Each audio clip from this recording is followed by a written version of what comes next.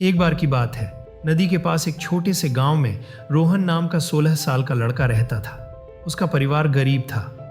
उसके पापा बढ़ई का काम करते थे और एक छोटी सी लकड़ी की दुकान चलाते थे, जिससे बड़ी मुश्किल से घर चलता था। रोहन स्कूल में सबसे होशियार नहीं था, लेकिन उसके अंदर एक चुपचाप ताकत थी।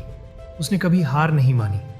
हर सुबह सूरज निकलने से पहले रोहन उठता और नदी के किनारे दौड़ने जाता। उसका सपना था कि वह एक बड़ा धावक बने और झिला खेल एकेडमी में चुना जाए।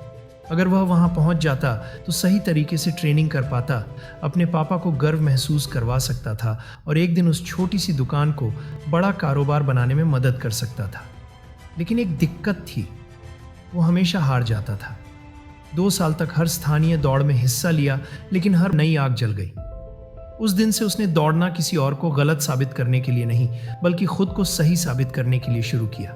बारिश हो, धूप हो, सर्दी हो या गर्मी, रोहन दौड़ता रहा। उसने प्रोफेशनल धावकों के वीडियो देखे, अपनी सांसों पर काम किया, टाइमिंग सुधारी, दौड़ने की स्टाइल बदली। धीरे धीरे और चुपचाप वो मजबूत होता गया।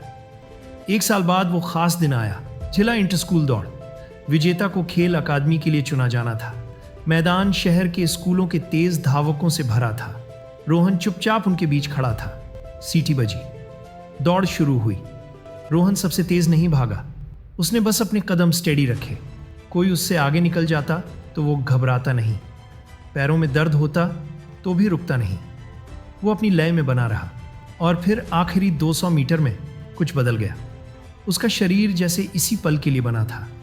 एक एक करके सबको पीछे छोड़ते हुए रोहन ने फिनिश लाइन पार कर ली।